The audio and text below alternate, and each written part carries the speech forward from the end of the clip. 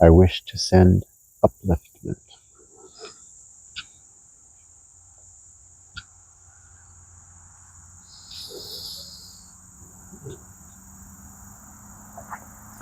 You deserve it. You deserve to let it go.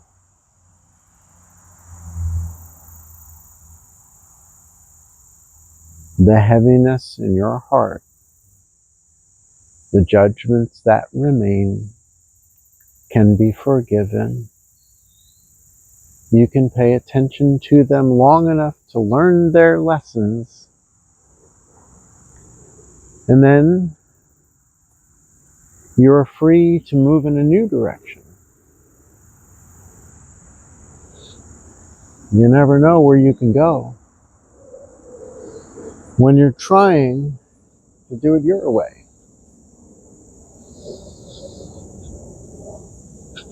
There's an awful lot that you can do that you didn't realize because you forgot a whole big chunk of yourself. Dreams gone by are still there. You just have to remember them. You have to connect with the true self, the wider self that is you.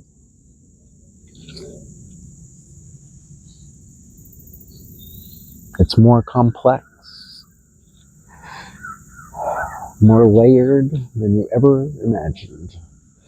And when you thought you could imagine it because you saw a wider perspective, you didn't see the whole thing.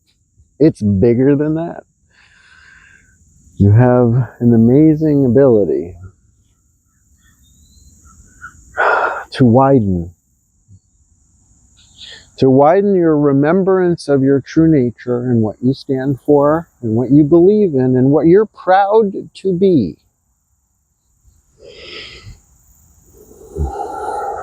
We can compartmentalize our mind into tiny places of judgmental condemnation if we wish. The dungeon is always part of our realm. Whether it is inhabited or not is up to you. Again, in new situations, you find yourself needing to forgive yourself, needing to forgive others, even though they deserve something. It's your job to put down the war in your heart so it doesn't destroy you. It's not that easy. I know there's a long way. But if we keep trying, we'll find a new day. A day of beginnings. A day of fun. A day of hard work. Skillfully done. Dude, I totally took that. Oh, yeah. So close to the tripod, you have no idea. Miracle after miracle. Because I'm going like high enough to hit it, but for whatever reason, the rotation has not yet led me to crash into it yet, because I guess I'm supposed to keep doing this. Feels worth doing.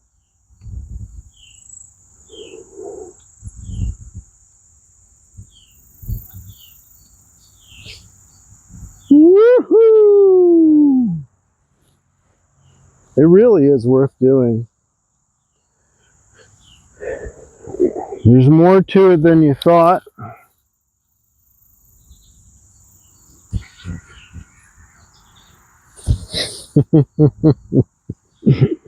Does it exhibit control, or is it only the perception of control?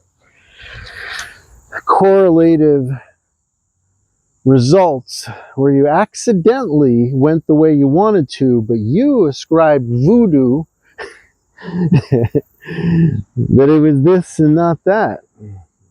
You think you caused your improvement when you just got away with a bad plan. There's people that fly their parachutes fairly poorly, and they get away with it for years and years, some of them, and they are too aggressive and not flowy enough, and they're just an accident waiting to happen.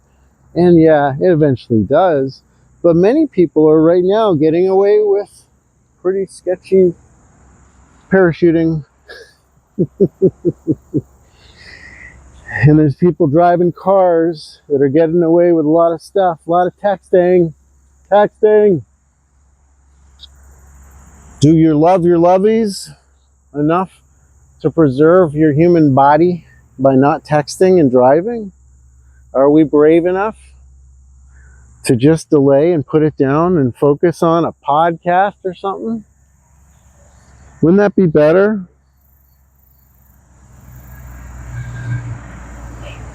Yep. 'Tis true. You are indeed capable of rendering the improvement that you expect from the best case scenario. What is it that you expect when you know that you're the one that wins? When you know that you're going to come out on top because you know that God loves you. And you know that because you can feel it. And that removes all worry.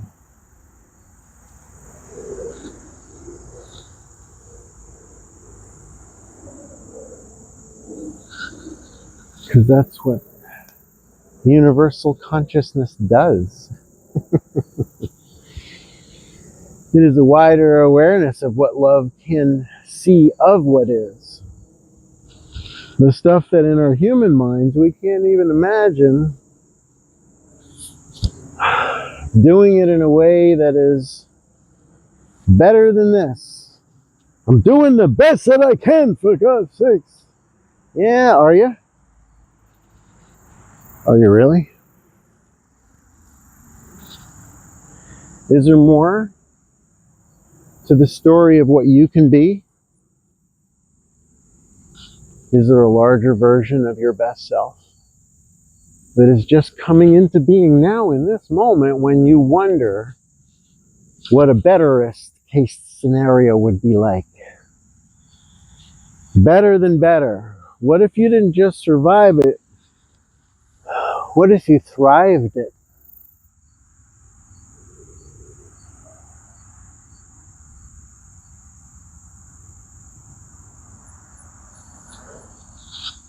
It has come to my attention as a skydiver that whether I'm choosing to jump or not comes from the answering of a question. Is it a hell yes? Because if it's not, it's a not right now.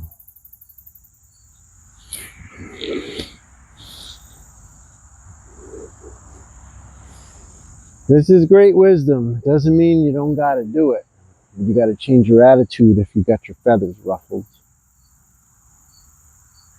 You need to catch yourself when you're getting off the rails, and you need to walk away and breathe. We all do. It's part of love, taking bridle over fear. And bring the horse to rest once again.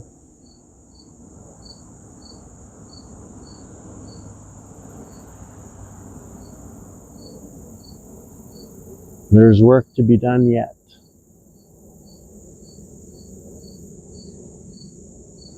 And the awakening to your ability to manage the emotional experience of humanity. That's what you are. You're a human now. I don't know what you were before this, but on this planet, shit hurts. And it doesn't just hurt your foot. It hurts your feelings. I love how dudes never want to hear that word for any reason, because we're taught not to listen to it, because it's insanity. It's emotional distortion of what's there. It's also called will and clarity of desire.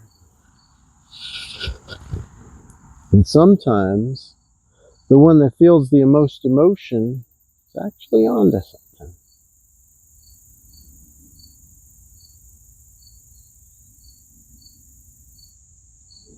The way in which we pass on that message is a variable.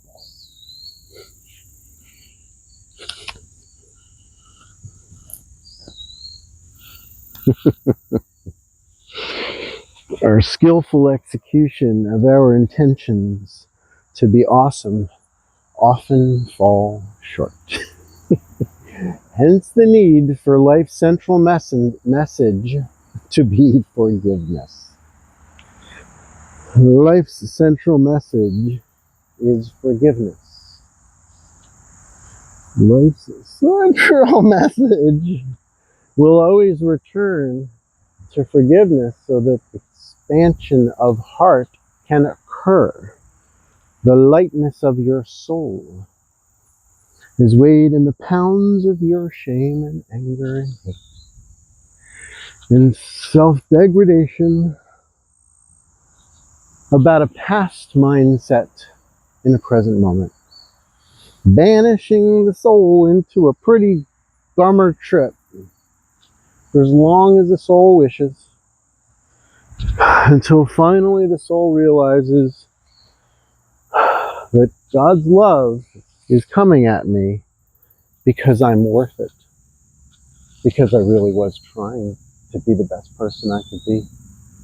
I was trying to follow through, do it right, and give my all, and help in the ways that matter, not just the ways that are convenient to me.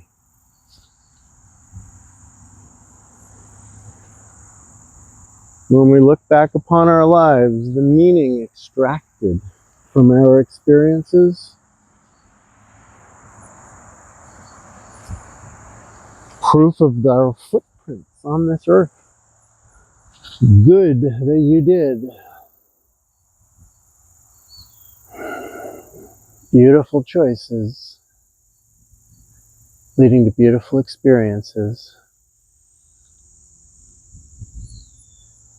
As you try a little harder to do a little more, do a little better,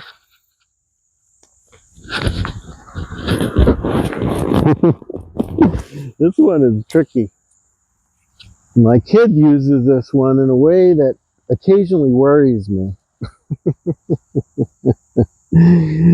But you can actually control a little bit more in some ways.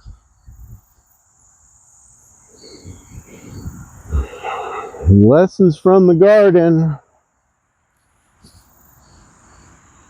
The mind of joy is the mind that is merged with the source. The flow of life is joyful. It is acceptance of what is, and it flows naturally downhill from warmer to cooler, and cooler to warmer, and wetter to drier, and drier to wetter. And she balances her oneness in a flow of polarities, of predators and prey, of grass and grass eaters.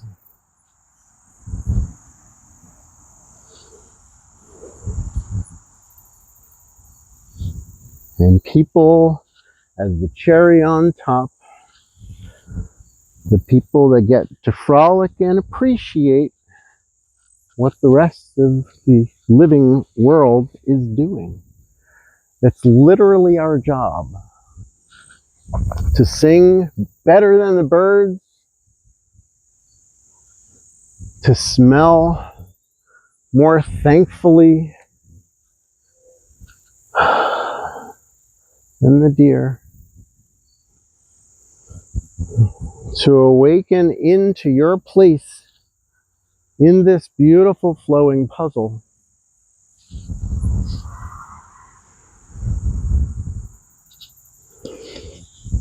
Nature is indeed a beautiful thing. Take a moment again to ponder her amazingness.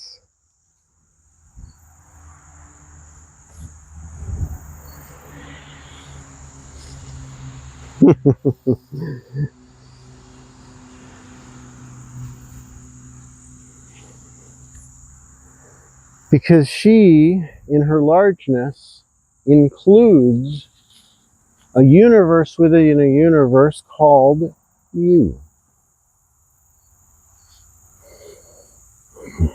You're more than you thought. And your presence upon this earth means more than you realize. Not just in the way that you just conjured that the nice lady at the market that you smiled at is now going to be nice to 10 friends. And yes, that is true. However, there are levels to your presence. Levels to the influence of that presence. Particularly when you are the only one who's there. And of course, there's always a two-way between you and the universe, who is aware of what you're doing and it knows your name.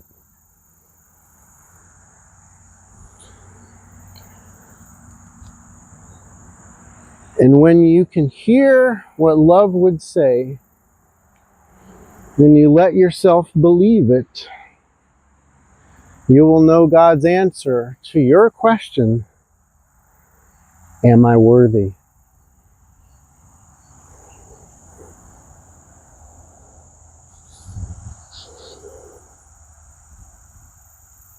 Am I worthy? Am I worthy? Ask. Because you'll ask it in the end anyway. You might as well start now while you still have a little influence on your worthiness. Earn your keep. Add to your logbook of good deeds. Not to tally, but to show the world and yourself who you really are. And then you get to walk in the flowing path of grace where you have more energy in your body and in your mind. You have more well-being all around and within you. Because that's what love does.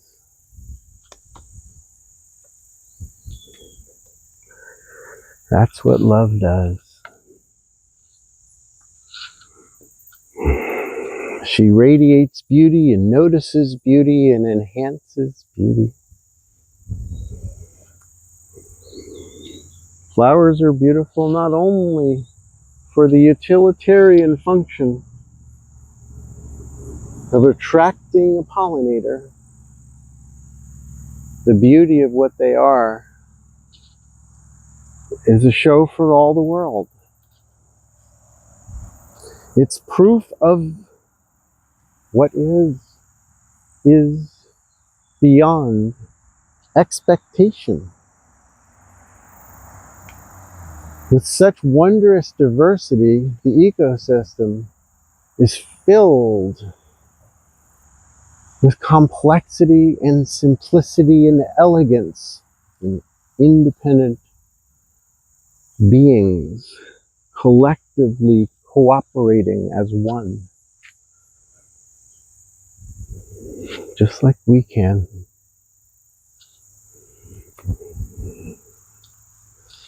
We can pay attention to the needs of others and include them in our needs for self, because self is other. Because true kindness loves all of our neighbors because they are part of our family. They are our friends. And friends are part of self.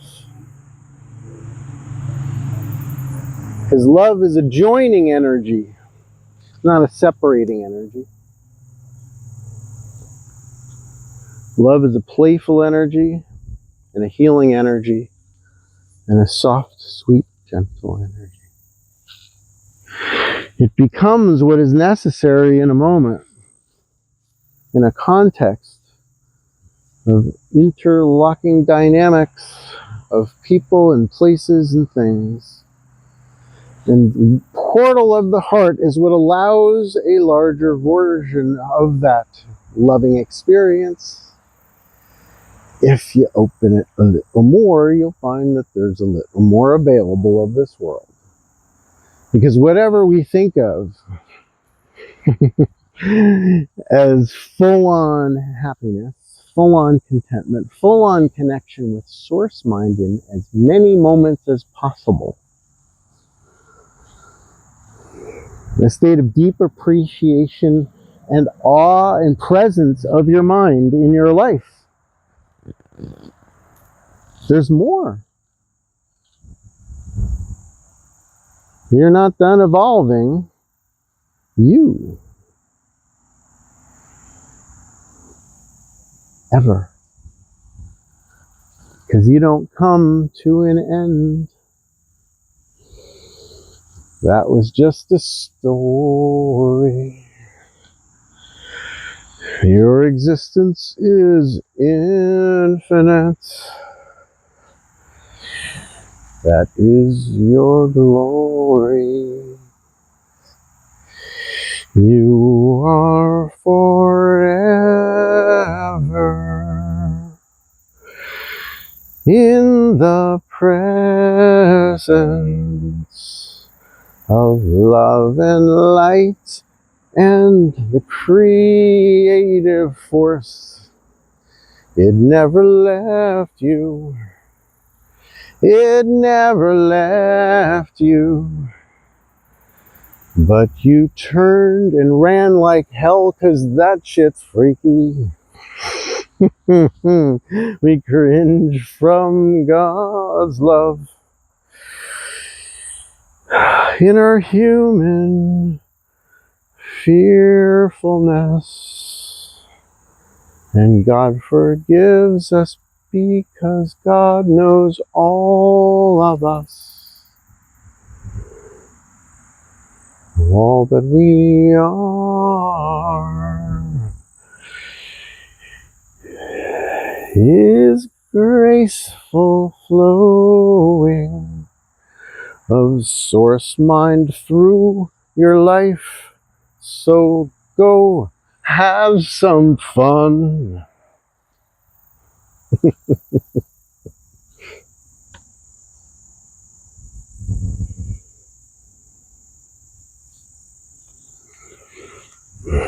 Your joy is your choice.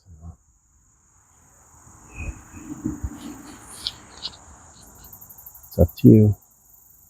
The invitation has been extended.